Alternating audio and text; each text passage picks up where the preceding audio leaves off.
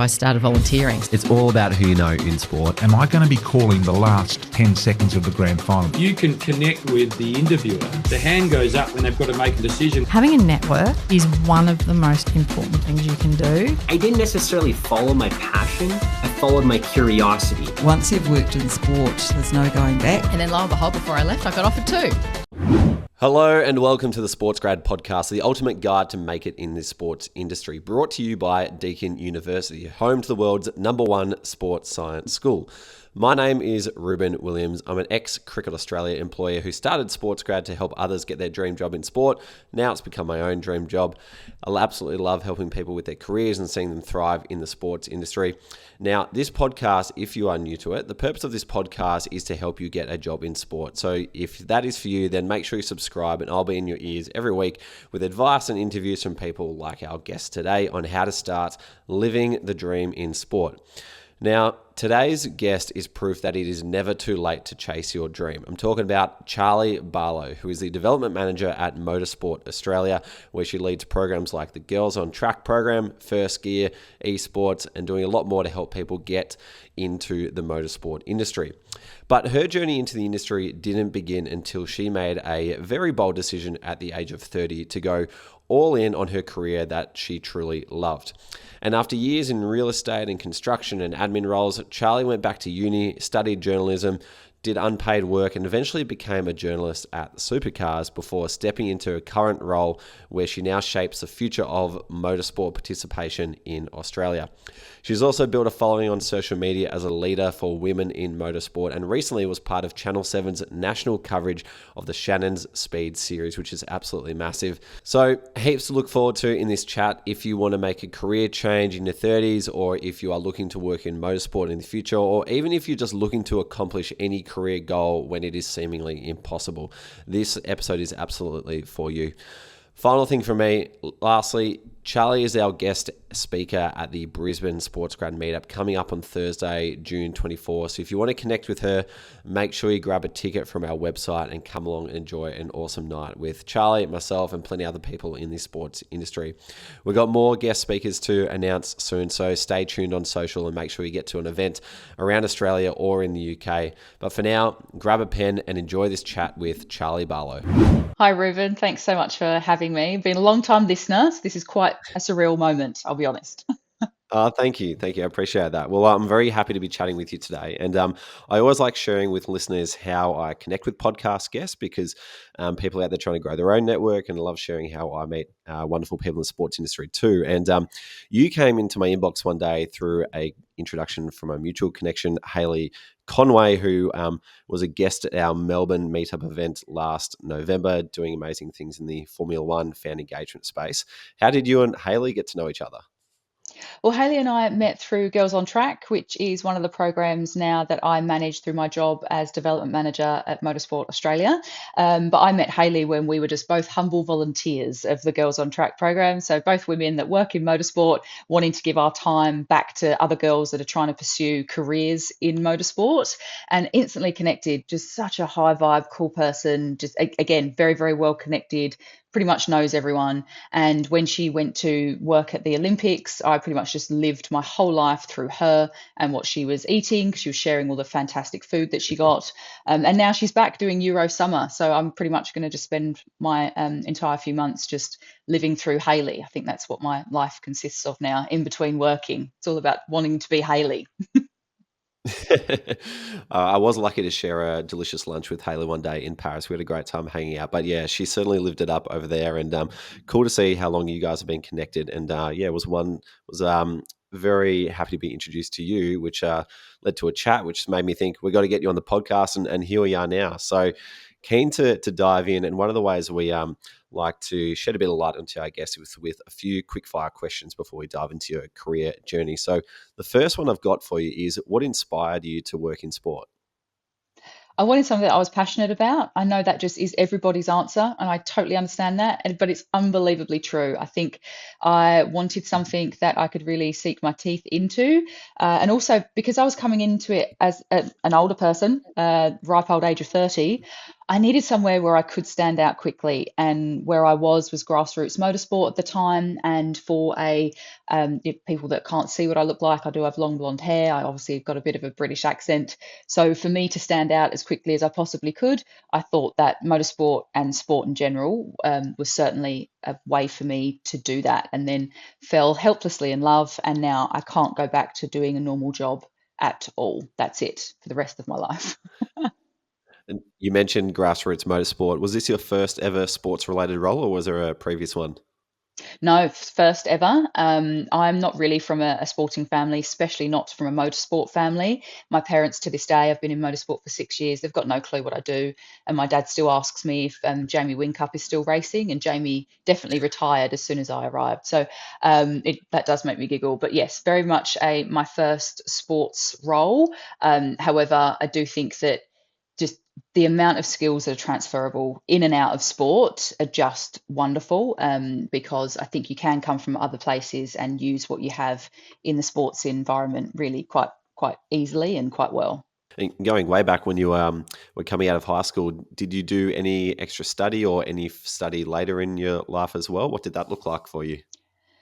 So I tried. I'll probably give you a little bit of my origin story, but I guess we'll dive into it a little bit deeper soon. But so when I left high school in England, obviously did all of my studies, normal sort of schooling in England, moved over to Australia. My parents did drag me over kicking and screaming at the time. I was just about to turn 18, and I wanted to stay with my friends, and I wanted to become a journalist. And like every good 16-year-old girl in England, I wanted to be a fashion journalist, of course. So I went to go to uni over here. We was living on the Sunshine Coast initially, and I just thought I'd walk in with my straight A's and they'd let me in. Like, clearly the Queen gave me my qualifications. Surely anyone had let me in. And unfortunately, that wasn't the case. It was very much that no, they didn't recognise my British qualifications over here, and I would need to go back to year 9 and pretty much start again. So that completely derailed what I thought I was going to do with my life. But then, after went through several different cycles of trying different things, 10 years later, I decided to go back to uni at the age of 30 to really pursue my dream. And I think for me, the best advice, or the thing that I could really say, is the most practical course you could possibly find, especially in sport, will pay dividends. And I'm really glad that I did something that was, even in journalism, it was really practical. You were straight into a newsroom, writing for a newsroom. Second day that we arrived, third day I was at police press conferences, covering crime and covering court reporting, which if I didn't make it in sport, I would go to court reporting because it was sensational. I just thought that I was in a TV show the entire time. So was that a journalism degree that you did at 30? Yes, journalism degree at 30. It did allow you to specialise in sport as well, but it was so practical and it covered all different mediums as well. So it was offered by Macleay College. I don't believe they do offer their journalism course anymore. I think post-COVID they did sort of change what they were offering, but certainly it was so practical because you were contributing to that newsroom. I got to be a news anchor for our sort of quarterly. We did it sort of for our coursework, but you got to be the anchor for it. We had to do radio, we had to do podcasting. There was a lot that went into it and a lot of practical application that, I still lean on every single day. And when you are hiring people in the workplace, what is one question that you like to ask of candidates? I would say that it's all about how do they handle communication. I think it's really things around communication are big, and it's how you communicate when you've perhaps got someone who's not kind of seeing your side of things, perhaps that you need to work with in a situation where you're working as a team. I think communication and figuring out if people are really good communicators and how they handle those troubleshooting moments in their communication is really paramount. So in terms of a question, I normally like to try and, with communication, saying to them, okay, you've got to explain to me a time where you've had to use your communication skills to overcome a problem within a team. And then you can understand, okay, do they understand that they need to be able to have clear communication, that they need to make sure everybody's across everything. They need to make sure that, if there's that certain person that's maybe a little bit prickly in that situation, how do you overcome that? How do you get them back on side? And I think communication for me, as someone who worked in communication and now manages people, it's something that I cannot put enough emphasis on, that to be a good solid communicator and someone that can try and see something from someone else's perspective and communicate to them on their level is just, I think really would put you way above a lot of candidates. I agree. And one particular book that's helped me with that in the past is one called Nonviolent Communication by Marshall B. Rosenberg, which leads me to my next question. Is there a book or podcast that has helped your career that you'd recommend? Make It Happen by Jordana Levin. That I read when I was about 29. And yes, it does have a little bit of spirituality in it. That's, if that's you, that's you. If that's not, that's not. You will still get a lot out of this book. And it's about, because we know that, manifestation's a sexy thing. People talk about it. Oh, you got to manifest this, manifest that. Sure, you can. Absolutely. Yes, you should know what your goals are. You should know how you want to get there, but you have to make it happen. And that is exactly my career. When I got to 30 and decided, no, I'm now going to chase this dream, I was relentless in making it happen. So yes, that absolutely, that book to me absolutely changed it. And that's exactly what it speaks about. You've got to think outside the box, so to speak, but also really digging deep and seeing those steps that you can take to make that manifestation, that goal, that dream, whatever it is, happen. And it looks like you love what you do at the moment, but if you could try another job in sport just for one day, what role would it be? Oh, yes. Because now that I'm sort of in management, I'm thinking, I'd like to sort of go higher and manage this and manage that. But yeah, I think I do really enjoy anything communication based, and working directly for a team, sort of being like within motorsport team. I haven't worked directly in team land. I've sort of worked either for the sport, or, presenting and things like that. I'd kind of like to immerse myself in team land. And I've always wanted to try that sort of commercial and partnerships as well. I think, again, it's all built on communication. That's what I'm just going to harp on about this entire time, Ruben. I'm sorry. But yeah, it is about building those relationships. And I find it really interesting where sport and motorsport predominantly is all about sponsorships. It's all about those partnerships. You need that money to go racing. So to be part of that, I think would actually be really quite rewarding.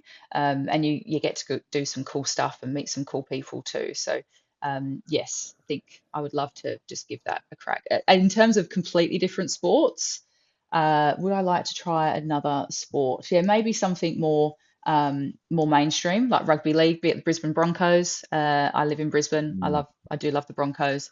I would like to go and try and be a part of that, and maybe their communications, or maybe even sport development at the Broncos, helping kids, sort of enjoy it as a hobby, and then perhaps, progress if they wanted to. I did actually saw a few years ago now, I did see a job on Seek that was sport development at the Broncos, and I seriously considered it. But yes, I think so. It might be in my stars in the future. Who knows? Well, the way the Maroons played last night, the QRL could use your help, or any help at this stage if they want to bounce back for game 2 of Origin. Yes, I know. I think I was a little bit too cocky in a few group chats last night, so I've got my tail between my legs today. But yes, my son and I did watch the game in our matching Maroons pajamas that my son was horrified that I bought. But no, it was a really, really tough game. So I've got several things to say about the team that we had, but I'm sure that's for another time. Different podcast, yeah. Yeah. Quick one. Have you got your eye on a future in sport? If you're ready to transform the industry, then perhaps get ready to study with Deakin and prepare yourself to redefine what it means to work in sport. That's what I did, at least. Deakin's School of Exercise and Nutrition Sciences is ranked #1 in the world. Pretty cool, hey? So if you want to turn your passion for sport into an impactful career, get ready to push the limits of exercise science, sport coaching, sport development, sport management, nutrition sciences, physical education, and more. You can do it all at Deakin. Apply now and study at Deakin University. Let's dive into you and your career. Now, you mentioned a lot of different things that happen around the age of 30 for yourself, and I've just completed my first full year as a 30-year-old. And I remember when I was approaching the big 3-0, I kind of felt this pressure of like it's now or never if I want to change the direction of my life, and thought, I'm not really liking what the next 10 years looks like if I don't do anything about it, and proceeded to flip everything on its head, and within a year things started to look pretty differently. Sounds like you had a very similar experience with your career. So I'm wondering if you might be able to describe your feelings towards your career when you were approaching 30, and what did you decide to do about it? I completely relate to you, Ruben. Approaching 30, you do start to look at the picture and go, gosh, yeah, when I roll over to the next decade, is this what I want my life to look like? And certainly on paper, my life did not look bad at all. I was married. I had my son. My son was about to start school. We lived in a nice place in Sydney. My then husband, had a successful business that I was the development manager for. I also worked part time, so that allowed me to sort of be at home with my son when I wanted to. So really, I had like this great life. Like, it didn't look bad at all. But it wasn't mine. Nothing in it really in terms of my career. And I always thought that I was someone that was very driven by and to have a successful career. It just hadn't panned out that way. And I think I sat there and thought, gosh, this can't be it. This can't be what I'm gonna leave for this world. I think I'm someone that's not motivated by title and money. I'm just not, but I'm motivated by legacy. I'm motivated by impact, and I'm motivated by am I going to leave this place better than what I found it? And how am I going to help people through the skills that I've naturally been given? And I wasn't utilizing a single one of them really to that effect. I was certainly trying to do it as being a mother and imparting that, knowledge and drive and ambition into my son without being a helicopter parent, just to put that out there. I'm very much not that.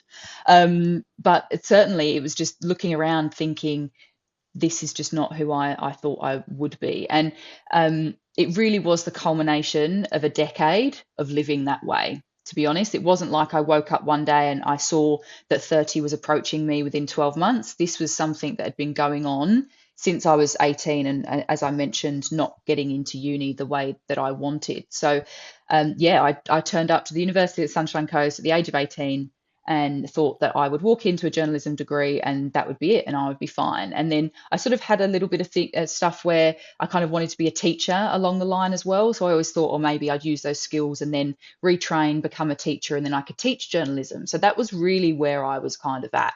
I did want to be a news reporter very much, on Channel 9, doing, on the scene. That was kind of what I thought I would go for. So that completely derailed me at 18. So I just went and got any job I could possibly find. And I worked in hospitality for a while, just bounced around for a good year or so, and then went into real estate. So I actually really enjoyed real estate. Again, it's that relationship building, it's that communication. I sort of stayed within the kind of admin realms and then went into buyer's agent. But yeah, sort of conquered that in about 8 months or so, and then went back to feeling like this can't be it. And that cycle again continued. So I then went to construction because the GFC hit. So that's how old I am, guys. I've lived through a couple of different global crises.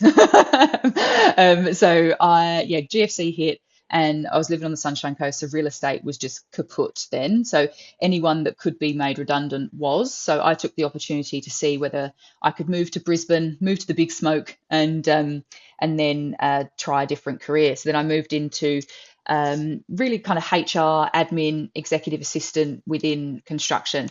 And then a couple of years later, had my son. So then that obviously changed everything again. But even within construction, it was sort of 8 months, 8 months, and I needed a new challenge. And it kept continuing. So I'd be okay for 6 months, and then I'd look around and go, what am I doing? This isn't really what I want, is it? But I'd convinced myself that I wasn't going to be able to have what I really wanted. And then it came down to this one pinnacle conversation that happened when my son started school. And I remember he came home from school the very first day and he said to me, Mum, what am I going to be when I grow up? And I said, buddy, you can be anything you want to be. Just don't let anybody tell you that you can't. And in that moment, I was the world's biggest hypocrite. because I let one person, an admissions officer at a university, tell me that I couldn't join their journalism course. I did not go and get a second opinion. I didn't. I just went, oh, okay, that's it. But when I say it out loud, how ridiculous. I did not think to go and do that. I just accepted that was my fate. And, other people get to have these great careers that they love. And I'm just someone that just works just to have the paycheck and, go and do stuff on the weekends. That's just what I thought I was meant to do. So in that moment, I thought, right, well, I cannot let my son see that I don't walk the walk, and I have to do this. So I decided to go and find the most practical course I possibly could, and I decided to become a journalist. And I was 30. I walked in, and the average age of the other students would not have been above 22. So I felt completely out of place. But it was the best thing I ever did for myself, for my family, for everyone around me, because I think I didn't realize the impact that I was having on others. The fact that I was just miserable, and I was trying to hide that I was miserable. So then I would sort of get a bit frustrated that I couldn't hide it well enough, or that I wasn't okay with how my life was then. Because as I said, I'd look around and I was I was in a good place. There was actually nothing wrong, but there was inside me. And I think if I'd kept going for another 10 years, that, I don't want to use the word misery, but that feeling would have just progressed even more.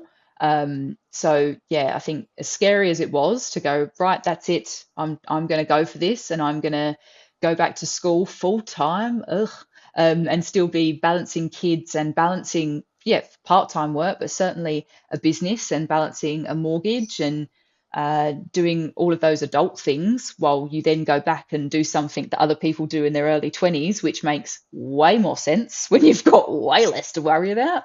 I just decided if I didn't do it, that I would just not be the person, the one that I am today, but goodness knows what I would have been when I crossed the age of 40. It probably would have been awful. I think there's so much in that story that so many people could relate to, especially that feeling of just trying to justify your situation constantly over and over again, pretending everything is okay. And I think it was Richard Feynman who once said, "You should never fool yourself, but you are the easiest person to fool." And sometimes it can take a long time before we realize that. I know I've certainly felt the same. Was it around that time? Was it just that overwhelming feeling of if not now, when? Or were there any conversations you had with friends, families, mentor, or even, books, something you saw on the internet that sparked the catalyst of like, no, I'm going to go back and do what I need to do? Well, I'll be honest, and it probably explains the reason why the Make It Happen book by Jordana Levin spoke to me so much. Was I started searching for, okay, what's missing? What's missing in me? Like, why am I not happy with what I've got? So I think I did do quite a lot of sort of inner work, and a lot of, I really started journaling as well, trying to clear out what was going on in my brain, what was just going on inside me, really. And I still use that skill to this day. And I think it really helped me like understand, but also accept, no, this is what I want. Like, I can't deny it anymore. Like, this is what I want. This is the goal. I can't say, no, I can't have that anymore, because I can see it written black and blue out in front of me now that I've dug out all of this other stuff that, accumulates. And I certainly, someone said to me once, was a good friend, said, journaling is like taking a feather duster to your mind. It is like clearing out all of the cobwebs that are in there, and allowing you to breathe and to really understand yourself. And then, some of it will be absolute rubbish. Sometimes when I journal, it's just like massive big scribbles, but it's just getting it out. So then you can get to the good stuff. You can get to, like the caramello, right? You eat the chocolate and you get the caramel inside, and it's all great. So that's very much what journaling did for me. And so I did have a kind of a spiritual element to me, trying to figure out what I wanted and what I want in my life to look like. And I'm a Virgo, so very much love the old spiritual woo-woo stuff. But throughout doing that as well, it allowed me to really solidify these are my goals. This is what I want. This is what I want my life to look like. And I did speak to a couple of close friends, and especially because, I'd made new friends through my son starting school. And it's interesting when you have your kindy mum friends, you are joined for life. It's this weird, like, cohorty thing. And I'm sure it happens every single year at every single school, everywhere across the world. The kindy mums, they are your ride or dies, and they become your ride or dies pretty quickly because you go through this significant milestone with each other. And yeah, there were several women there who I'd known for all of about 6 months at this point.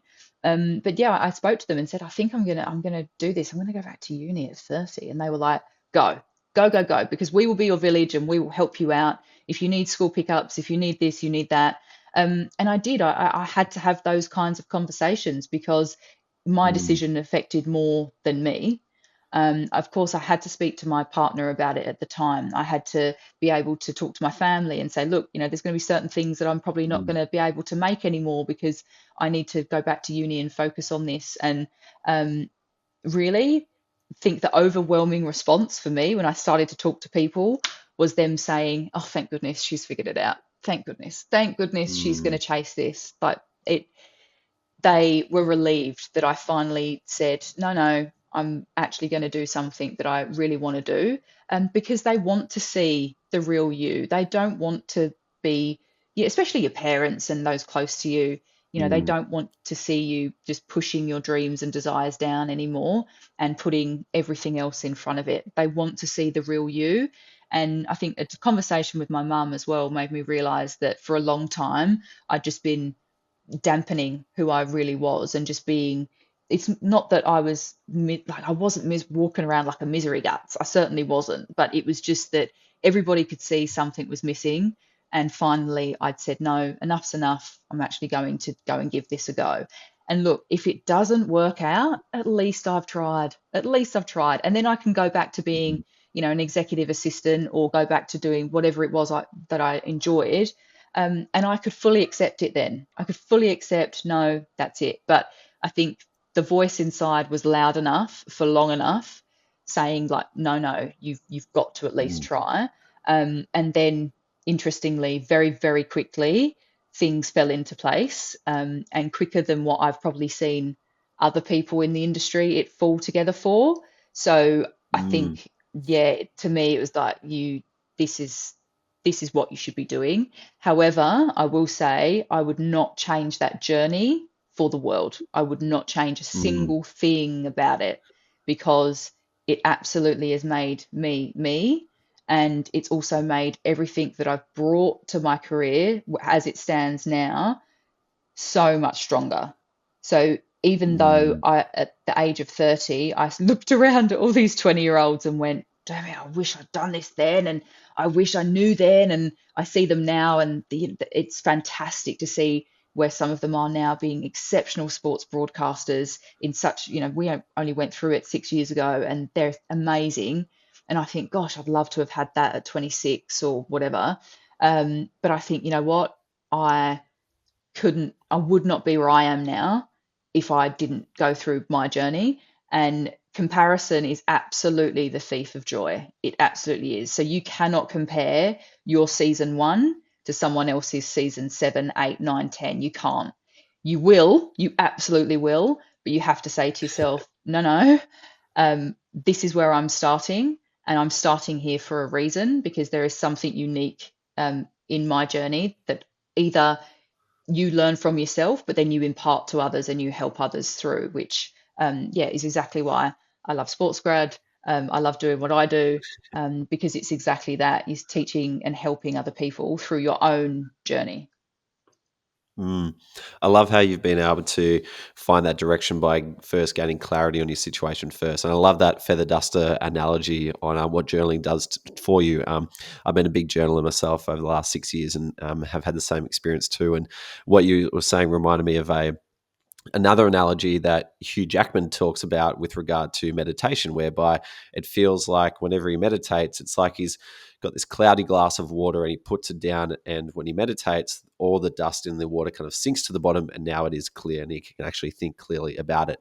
And one of the things I love about your story too is that by taking the time to do that work on yourself and get that direction, it's allowed you to accelerate much, much quicker than had you like tried to force yourself into something where you're not really sure where you're going. So yes, you might have taken a long route around, but if you were to like zoom out on a long enough time span, say, where do you take your career from 20 to 40, and you compare someone who just kind of chugs along the entire way to, steady sort of slight incline the entire way versus someone who goes up, down and around and then, might be behind at 30, but then figures it out, then they enter like a much sharper direct trajectory at that point in time. And by 40, they're miles ahead than the person who was just chugging along. So awesome to see that that's a journey that you've been on.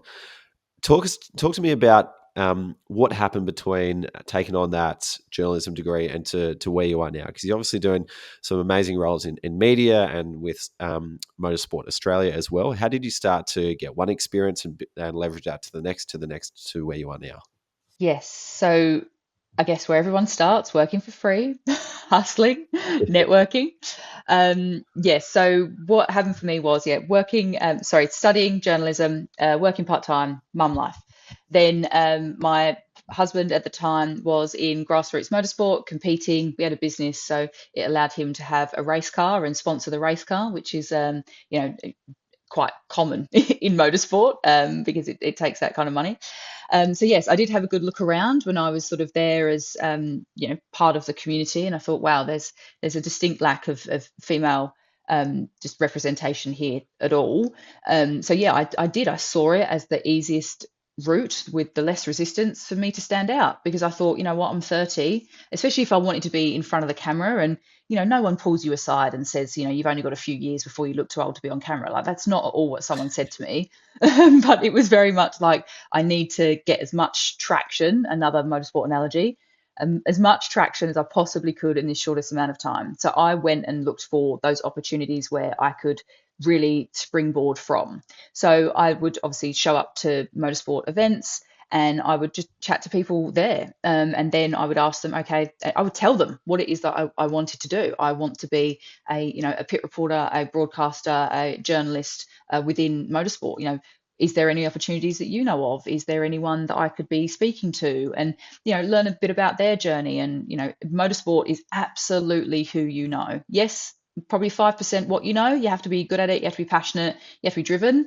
But it's absolutely who you know. And you need your name to be the one that someone says when they ask for a recommendation. And that is what I went after. So very much just went to different motorsport events and tried to engage with people. I was very big on Instagram and responding to everything I possibly could within Instagram. So comments and things a little bit outside the norm. So if someone, for instance, a journalist would post something in terms of their work or where they were, I would respond to that. If their company, or say Speed Cafe, which is large within the motorsport community, as their sort of a news resource, if they launch like a new arm to their offering, so it might have been that they were doing something about auto and cars and they were writing about cars, then I would reach out to the editor and say, oh, congratulations, that's a really cool initiative that you've done. And so that your name is just popping up in all these different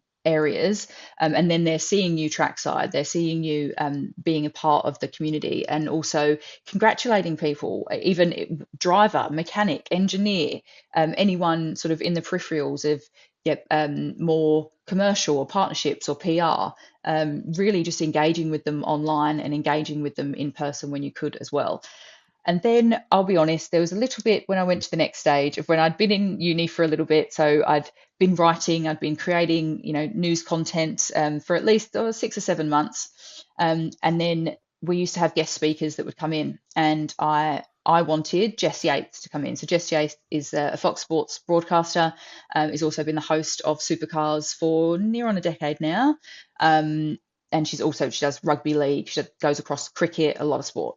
I think she's wonderful and still do, obviously, but I wanted to interview her as a guest speaker at uni, and I did, and she was very gracious and wonderful. I said the most ridiculous thing to her as soon as I met her. She walked in and I went, oh my God, you're real. Oh, really? Is that how you want to do your first impression? Anyway, I had no excuse. I was 30 years old. I have no excuse. Anyway, but no, the interview went well, and she said to me after the interview, what is it that you want to do? And I explained, and she said, well, you know what you want, so you go after it. Go after it. I went, okay, I can do that. And I still lean on that to this day. And then the next day, so that was the Thursday. The Friday, the TA2 Muscle Car Series was at Sydney Motorsport Park. This is when I lived in Sydney. And I'd reached out to the media manager. I knew their media manager through networking. And I'd reached out to him a few weeks before and said, hey, I'd love to come say hi when you guys are in Sydney. And he said, yeah, no worries. Probably come down the Friday. It's an easier day to say hello. So I did. And so the category manager at the time is Craig Denyer. And if anyone recognises a surname, yes, his son is Grant Denyer. I didn't realise that no Craig way. Yeah. So, that. yeah, he's truly amazing. And his dad is just as amazing as well. But I didn't realise what kind of a big deal Craig was. So Craig is sort of the godfather, so you will, of ute racing in Australia. So he started it way back when it was actually, XR6s and XR whatever's, sliding around Mount Panorama. That was Craig. And I turned up, and so mind you, didn't have all that much experience really in terms of broadcasting, but only I knew that. So I had a little bit, I had enough. So I walked up to Craig and we were just having a general conversation. I said, look, I want to be a pit reporter. I think I can help you out. And he said, okay, well, we've got a few different things that we need to do this weekend. We've got a few different color packages that, father and son thing that we want to do. So how about you take this cameraman, you go away, you go and shoot what you think is good. And then I'll watch it this afternoon. If I think it's any good, I'll let you come back tomorrow. So I did, and he did. And he said, okay, come back tomorrow. So I went back on Saturday, did the same thing. He watched my stuff again and said, yeah, all right, you can come back Sunday. So I went back Sunday. And then 2 weeks later, they invited me to host the finale of their season at Queensland Raceway. So I got flown up there, hosted the whole thing, and it got shown on Fox Sports as a recorded package a few weeks later. And that whole experience not only was wonderful, not only did I connect with everyone that I possibly could during that process, I also got the big tick of approval from a guy that's highly respected within the motorsport community. And then I used all of that content for my show reel. And then that just propelled me even further to then go even more into showing up to events and not necessarily always asking for a job then and there, but certainly telling people what I wanted to do and connecting with them. I also volunteered at Bathurst as an official, and checked tickets for an entire weekend and endured every single season of weather that Bathurst sees over a 4-day period. But I positioned myself at the bottom of Tower 3. If anyone's been to Bathurst, Tower 3 is where all the media team have to walk up the stairs to get to either the media centre, the commentary box, or where their talent shed is. So I stood there and I spoke to every single one of them all the time across the weekend. Didn't just shove it down their throat straight away, but certainly was like, hi, how you going? How's your weekend been? And I really liked that call that you did before. And wow, what was that moment like, having to talk over that, as they're going around the mountain and things like that. They're all lovely, and I'm friends with them all to this day. And so they were sort of Matt Nolte, Chad Nalon, Jess Yates, Kate Peck, the lots of different broadcasters and reporters I spoke to. And so over the weekend, where they were seeing me all the time, the conversations progressed, and it progressed to, what is it that you want to do? And I said, well, want to be a reporter just like you. If you've got anything, or I can send you my show reel, anything like that, please let me know.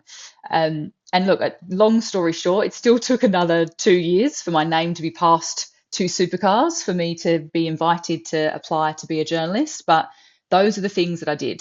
I just put myself in situations where I thought that other people wouldn't be doing it. And I just made those connections and just made myself as memorable as I possibly could be. And then I followed up afterwards. I would reach out to them via and sort of not that reaching out to them asking for the job all the time, like not reaching out to them saying, oh, can I send you my show reel? Just reaching out to them and congratulating them on what they'd achieved, or asking them for their opinion on something, or connecting them with someone that I knew that maybe would benefit them. That was definitely how I worked through my networking, and I would say that springboarded me quite high. And then also talking and showing the journey through my own socials and through my own LinkedIn, sort of not, I wouldn't say raving about my achievements. I know it's hard to talk about yourself. I know people get scared about tall poppy and all the rest, and I completely and wholeheartedly understand it's scary.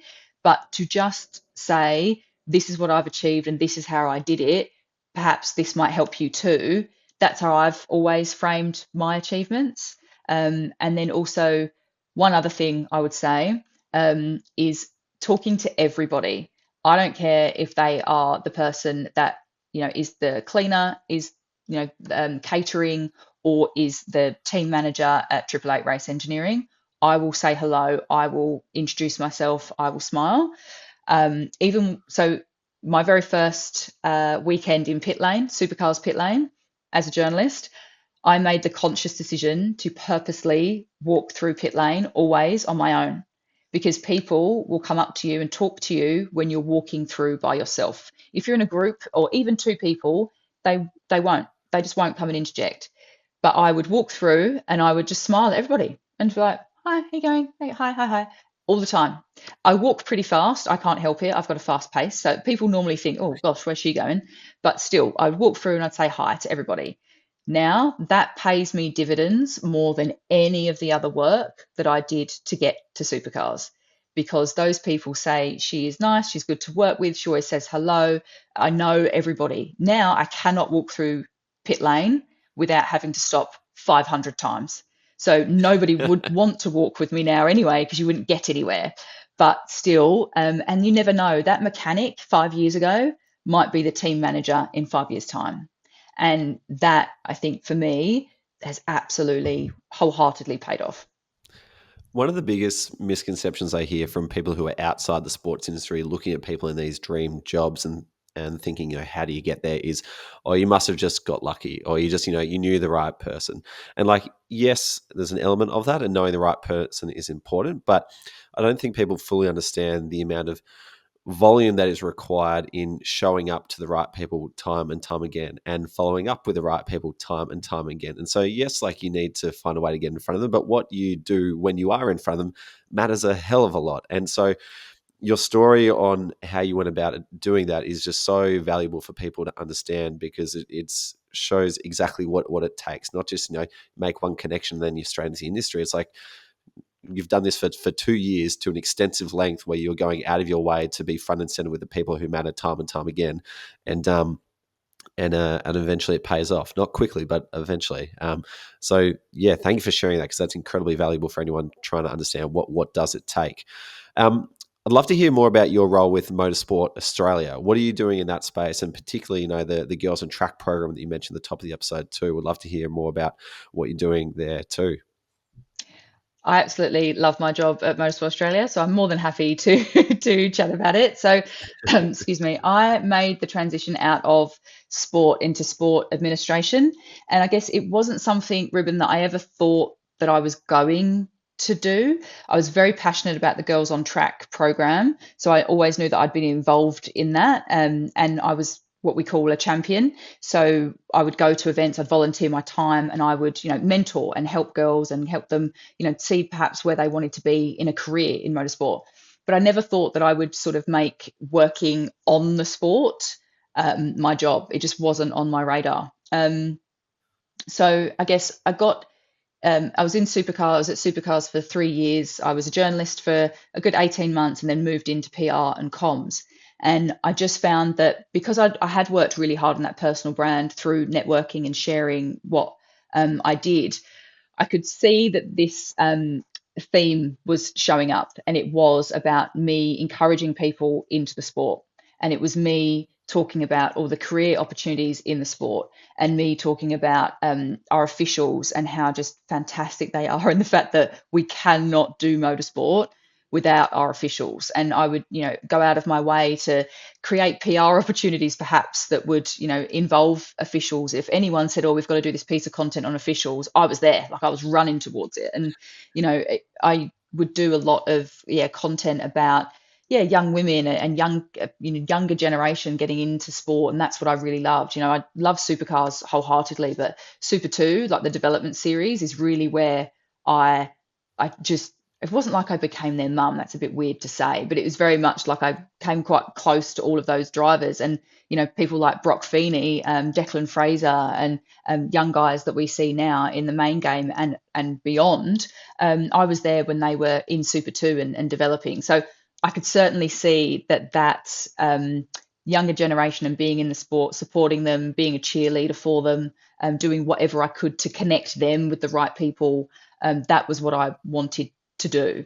That's what I could see was emerging. So when there was a bit of a changing of the guard at Motorsport Australia, and then there was a few different people sort of left and all the rest, I did approach the CEO, Sunil, and said, look, I think I could really add some value here to Girls on Track. I think that, been a champion of it since 2021. This was last year, so 24. I think I could really help this program move forward. And what was quite amazing is that he said, yeah, of course, but I don't want you to do that for one program. You need to do it for all of them. And I was like, oh, what does that mean? He said, well, that means Girls on Track. That means our esports program. That means First Gear, which is getting kids in cars for the first time. That is women's introduction to motorsport. So that is women using their own cars to participate in grassroots motorsport, as well as Goal, which is our schools-based education program as well, which is in partnership with the Huddle, which is through the North Melbourne Footy Club. That's their education arm. They've developed sort of lesson plans that teachers can download for free and teach in their classrooms, and it's motorsport based lessons, which is so cool. And I said, well, Sunil, I didn't ever think that I would be doing it across all of them. Like, this isn't really my, wheelhouse.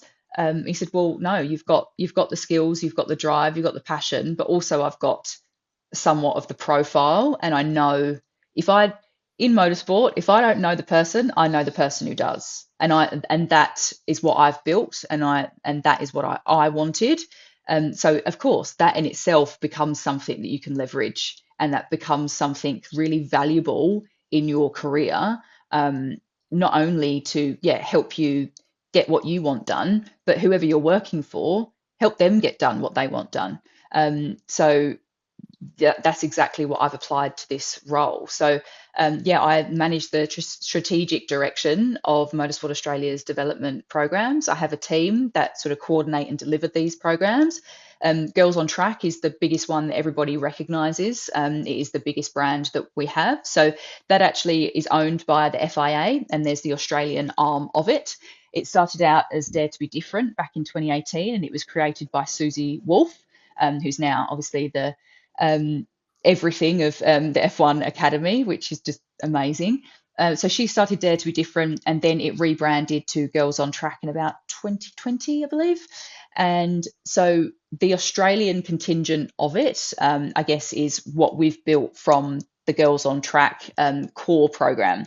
So the core program is STEM-based activities, really, that girls get to do at a racetrack. It's aimed at girls aged 8 to 15. That's what we call our Inspire program, and it is exactly that. So it's girls that maybe have never been to a racetrack before, or perhaps have never really know what it is but never engaged with it before. We're showing them everything that motorsport is. So it's everything from competing to STEM-based engineering. It's also media. It's also those sort of, we don't really go too far into commercial and partnerships and stuff like that, but we certainly talk about all the different elements. But we get them doing garage tours, we get them immersed in everything that there is motorsport. And just over the 4-hour period that we might have up to 100 girls at one event, we just see miraculous things happen. And some of them, never even contemplated motorsport, whether it's as a participant or as a career.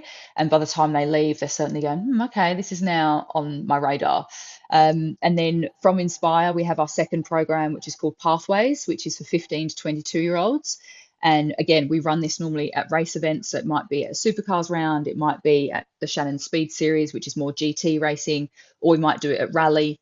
And we do more bespoke kind of breakout groups. So it might be that we've got a cohort that want 10 of them want to be engineers, 10 of them want to be in media, 10 of them want to be in team management, and 10 of them want to be in event management. Maybe some of them want to be in commercial as well. And we, through our network of Girls on Track volunteers and ambassadors, we get workshop leaders. They will teach, what they know. They'll also take them through some practical activities that are real world based. And then again, we give them garage tours. We get them speaking with drivers. We have and teams.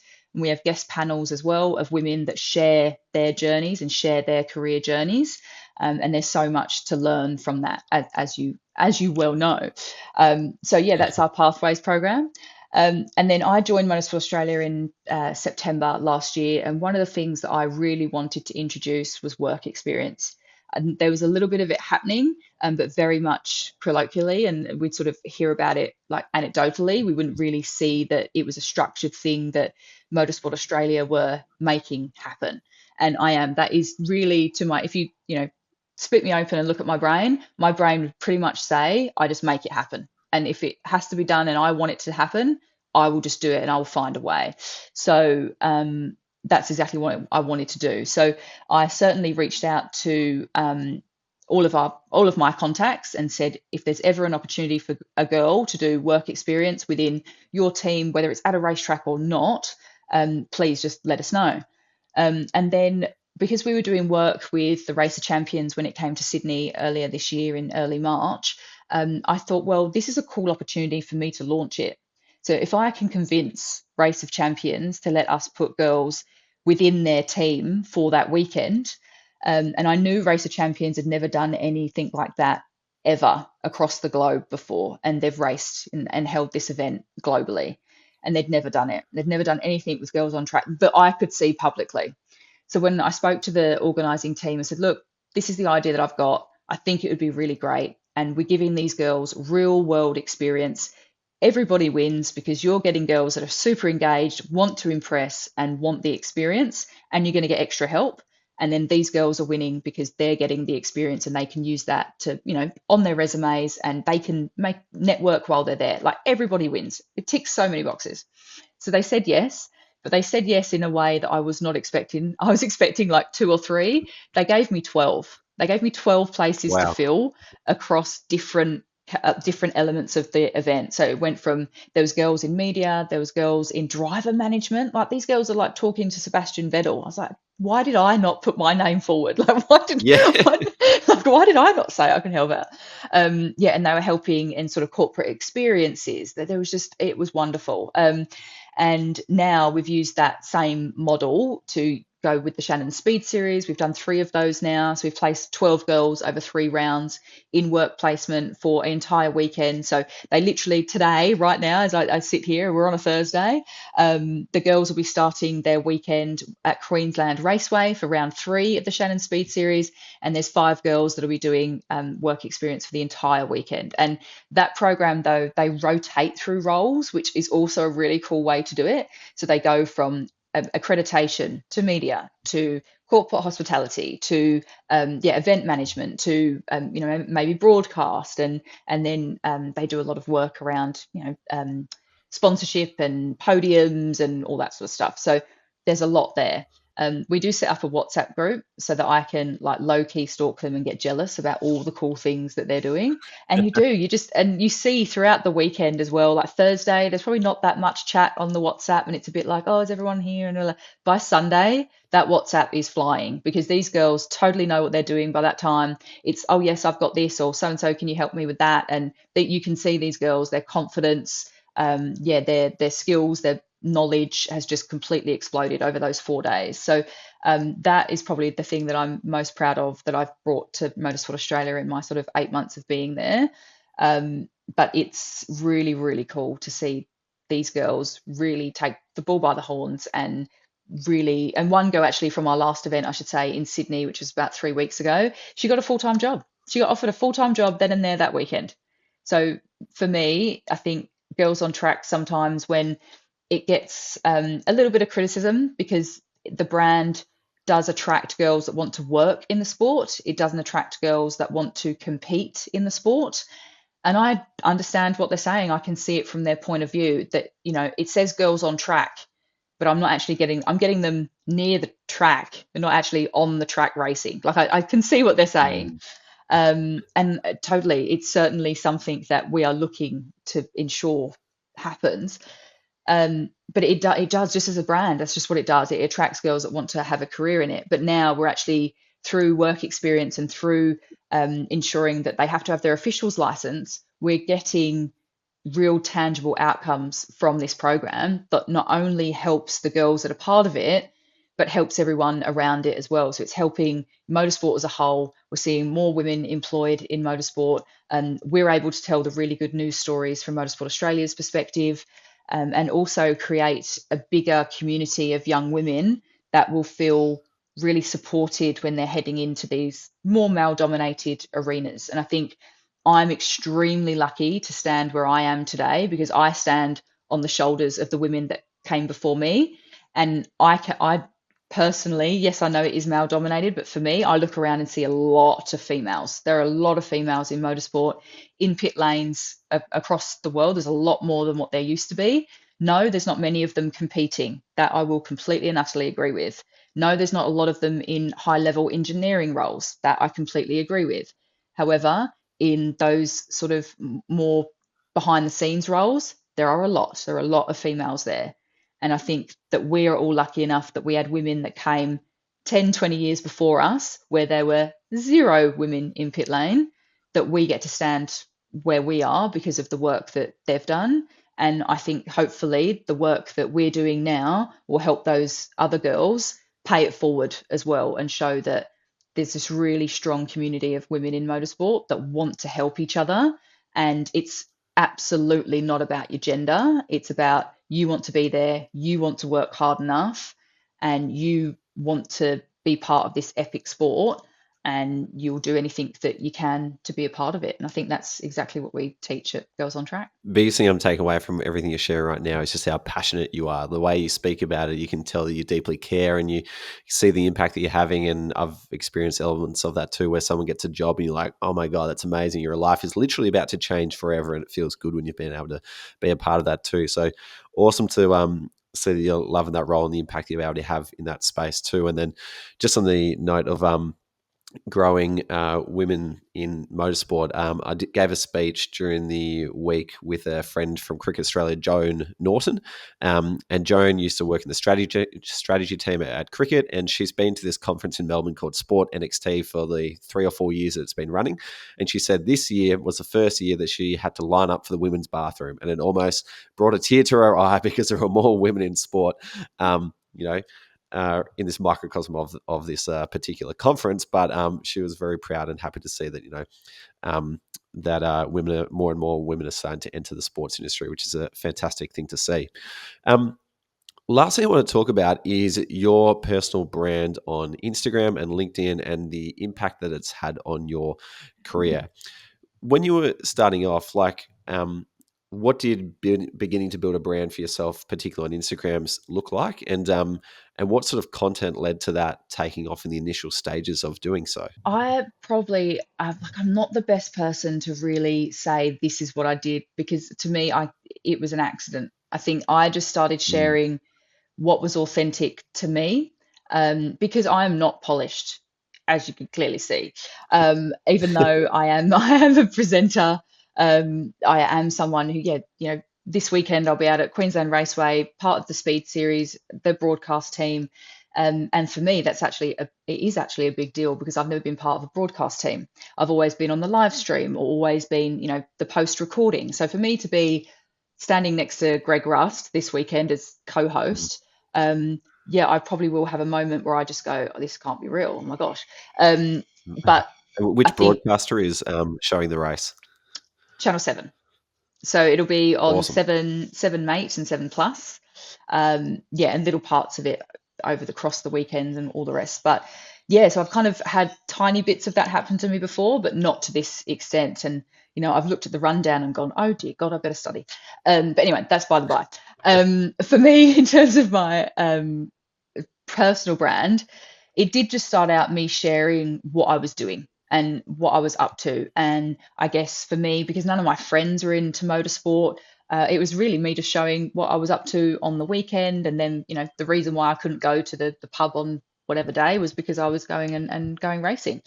And then also it was about, I was just enjoying connecting with others in the motorsport community, and anyone that was, a fan or working in it, that's what I did.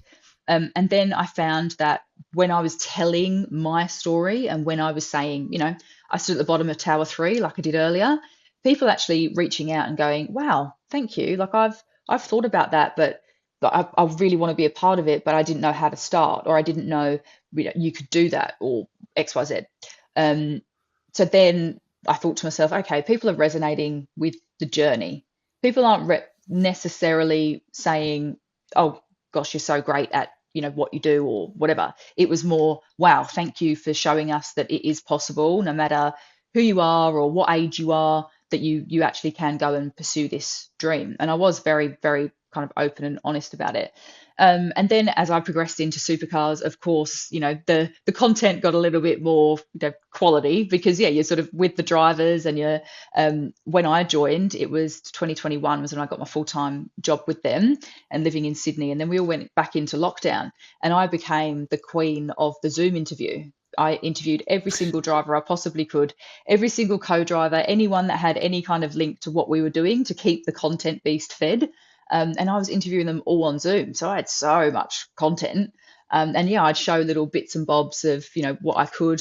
And then I think also in sport, because you've got that fine line between what you can and can't share. So because your employer obviously owns all the content that you're creating, because you're creating it for your employer, it's a bit tricky about what you can share yourself. So for example, if I'm at a racetrack being a big screen presenter at Supercars, and it goes for everyone that works in pit lane, because of commercial rights and TV rights, I can't film anything that's at the racetrack. I can't film the racing, which it's not really what I would do anyway, but it's also that I'm not allowed to. So I can't use any of that content for myself. Also, and quite rightly, they want you to be doing your job. They don't want you to be pulling your phone out, filming things while you're, working. So that's completely fine. So it'd be things you'd have to do. Okay, well, I can talk about maybe, my walk in in the morning. Like I can show you what I ate for lunch. I can show you all these other things that I'm doing. And then I found that was the next thing that people started to resonate with, was behind the scenes. And of course, the Drive Survive effect shows us exactly that it's the Kardashians of Formula One, right? It's showing people what really happens behind the scenes. And it was something that I think I was trying to introduce in my job as well at the time, is that I wanted to show more behind the scenes of, motorsport and of supercars. And I could certainly do it for myself, but because of rights and things, it's more a commercial thing to do it for the drivers. But I found that was another sort of string to my bow with my personal brand, is showing what it actually is like to work in sport and what it's like to work in motorsport and the passion that it takes. And when we went to Sydney Motorsport Park in 2021 and we had 2022, sorry, and we had back to back Sydneys at the same place, 4 rounds at Sydney Motorsport Park, it was, everyone was so over it by the 4th one. But because I lived in Sydney, it was showing that, you're at the racetrack at 7 a.m. and you leave at midnight. And because we're night racing, and you're back there again for 10 a.m.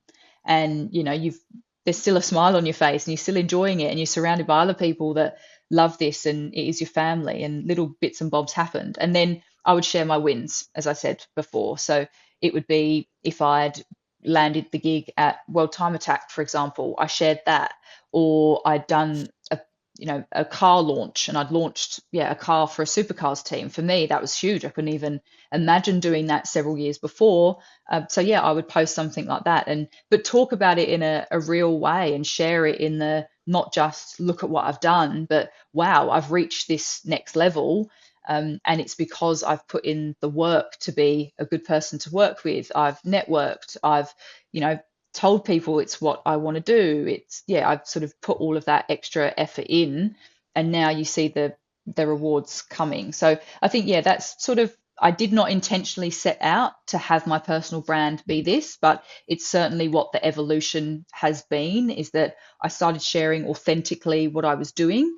And then I started sharing about the other people that you don't see. Like I said, the mechanics, the well, yeah, to extent engineers, all of those peripherally roles, I should say. I started sharing about those as well and thanking them for everything that they do. Like our mechanics, I could harp on about this forever. They build the cars. Like they build the cars. They work on the cars. They fix the cars. They're the pit crew. Like without them, like the whole sport doesn't happen either. And they're not the best paid guys on the planet and girls. So they do it for the love. But yeah, they get to travel the country and internationally to race. And I think Bathurst 1000 is always the Sunday morning. I love this little ritual that I've made for myself. Every single year, I go from one end of pit lane the whole way through every single garage, and I wish good luck to every single mechanic and personnel in each and every garage. And I say to every single one of them, I'll see you at the podium. And I think over the years, as many years as I've done that, now they expect me to come by and they're like, why are you not bringing donuts? Like, this is ridiculous. But some of them perhaps have been there all night because they might have had a big accident the night before and they've only had 3 hours sleep. And I guess for me, I am someone that represents the sport through Motorsport Australia, through my work as a broadcaster. I'm also someone that, it sounds really big-headed, but they see on a screen talking. So when I come by and actually say, good luck, like, thank you for everything, I like see you at the podium, I can't wait to see this race, they just go, oh, that's really nice.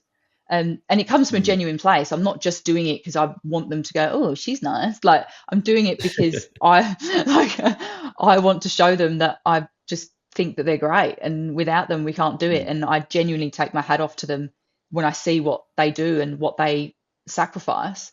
And yeah, I guess that's what I show through my content as well, is that I really value everyone in the sport, and then I want to draw people in. I want them to see what it's like to be a part of it. So I think that has served me really well. And I think that even when I share a win, when I shared that I was joining Motorsport Australia in September, I was overwhelmed by the amount of messages that I got that just said, wow, amazing, someone who's so passionate about this sport actually being a part of growing it and developing it and helping people come into it. Yeah, I was actually blown away by the level of respect that I got. And I think if I look back, really, I've only been in this sport 6 years. And for people that have been in it really for decades, saying to me, wow, we're so excited to see you develop this sport, blows me away. Because it must mean that I've really shown that I love it and I'm here for the right reasons, and I just want other people to be a part of it too. So I think, yeah, that's exactly what my personal brand is. And I'm glad, like, because I didn't set out for it to be that way, but I certainly just kept it authentic to myself and, yeah, showed some pretty cool stuff along the way. And I think it's really helped it to evolve. I love that Bathurst ritual you've got. I'm going to have to come to Mount Panorama one year and observe from afar. Maybe you can pass me a donut through the fence or something when you get to the end of pit lane as well. Be a lot of donuts. Yeah, exactly. People say to me all the time, Ruben, I need to put myself out there more. I should, really post more on LinkedIn or, get my name out there a bit more. What do you think the opportunity is for people who are thinking about putting themselves out there on a LinkedIn, on an Instagram, for the purposes of growing their career? What opportunity exists for those people? I genuinely think it is more about connecting on a level with the people who are already there. I think that is going to get you a lot further. Yes, you should be showing what you are doing. So instead of just saying, this is what I want and this is what I'm going after, you show, okay, I turned up to this event and I did this, this, and this. You're showing that you're an action taker, because sport rewards action takers. Because to be part of the action, you need to have the same mindset. You need to be someone that sees a problem, solves it. You need to be someone who's a good communicator. You need to be someone who, chases it. You have to be goal orientated. You have to be driven. So you need to be showing through your socials, through your LinkedIn, that is what you're doing. You are going out there and you're making this happen for yourself, because then people will want to help you.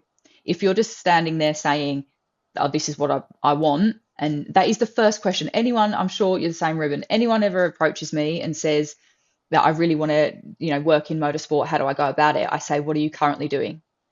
That is my first question.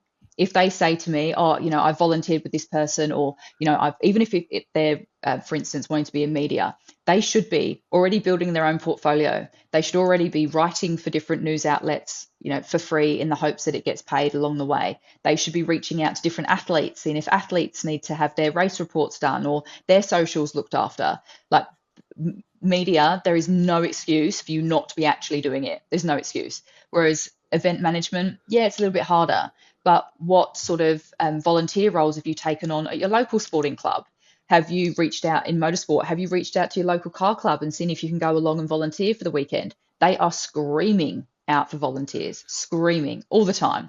They will welcome you with open arms. If you just want to be there, they're more than happy for you to be there. And you will learn so much along the way. You'll learn how motorsport actually works. And it works the same as at the bottom as it does at the top. The actual event structure is very much the same. So you'll build the foundation for yourself that would be rock solid that you can build upon from there. And it will cost you your time. It won't cost you much more than that. So for me, that's really what LinkedIn and your socials, that's what you should be showing, what you are doing. And then the people that are in the roles that you want, you need to be connecting with them about them. Don't talk about you all the time. You congratulate them on what they're doing. You point out something really cool. If they post a article, for example, they've written, read it, read the article, pick out something that you like in it, and then say to them, oh, hey, Ruben, I really like that article that you wrote about your top 10 advice for networking. I really liked number 6. I think I'm going to try that when I go to this, that, and the other. Do you have any more advice that I could build on from there? Boom. Started a conversation. Ruben feels seen, heard, and appreciated. And then Ruben will now remember, oh, Charlie had that really insightful question. And then later down the line, then we actually talk about, oh, what is it that you want to do, Charlie? And then the relationship builds from there. So I think and that's the same thing as if you're a networking event and you meet someone face to face. So there's quickly a couple of things I'll quickly say that bug me. What I find, especially young women, when they come up to me at mentoring networking events, they apologize for interrupting and apologize for being there. So they go, oh, sorry, Charlie, can I just talk to you? And you're like, don't apologize for being there. You're at a networking event. I'm there to network with you and the other people in the room. You do not need to say that you're sorry for talking to me. Stop that. Stop that right now. Don't do that anymore. Certainly, if you need to interject, you interject and say, oh, I just really, really, really like what you're saying there. I'd like to join the conversation. And then join the conversation by all means, but don't apologize for being there. And secondly, it is that follow up, and make it something memorable. So it is like, Hayley Conway, for example, we talked about at the top of the show. It's very much like, oh, Hayley, I really loved that conversation that we had about working in motorsport and what you said about the time that you had to go and do that event logistic thing that was really outrageous on the Saturday. I don't know, that was completely rubbish. I just thought about that off the top of my head. But and then you say, look, I know you're about to go on Euro Summer, but if there's an opportunity for us to have a coffee and have a bit of a deeper chat, I'd really like to. Like, you can be that direct as well.